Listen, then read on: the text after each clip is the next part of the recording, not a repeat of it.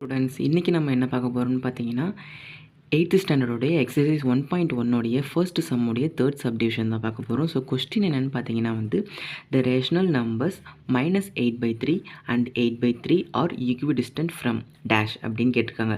அதாவது ஈக்விடிஸ்டன்ட் ஃப்ரம், அதாவது ஈக்விடிஸ்டன்ட்னா ஒன்றுமே இல்லை. ஸோ இந்த ரெண்டு நம்பருக்கும் மிட் பாயிண்ட் கண்டுபிடிக்க சொல்லியிருக்காங்க. ஸோ அதான் கண்டுபிடிக்க போகிறோம். ஸோ சொல்யூஷன் பார்த்தலாம். ஸோ மிட் பாயிண்ட் தான் கண்டுபிடிக்க போகிறோம். ஸோ ஆவரேஜ் எடுத்துக்கலாம். So first number -8/3 plus 8/3. ஏன்னா இப்போ நம்ம ஆவரேஜ் தான் கண்டுபிடிக்க போகிறோம்.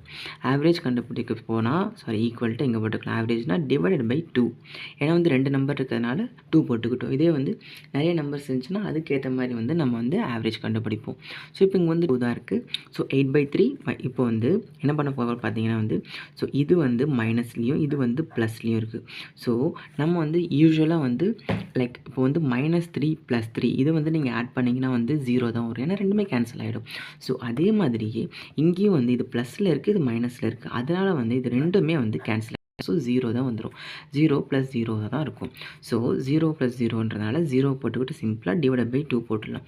ஸோ நமக்கு எப்போவுமே 0/2 ஆர் 0/anything எதுவாக இருந்தாலுமே ஆன்சர் 0 தான் இருக்கும். So the rational number -8/3 and 8/3 are equidistant from 0. So 0 தான் ஆன்சர்.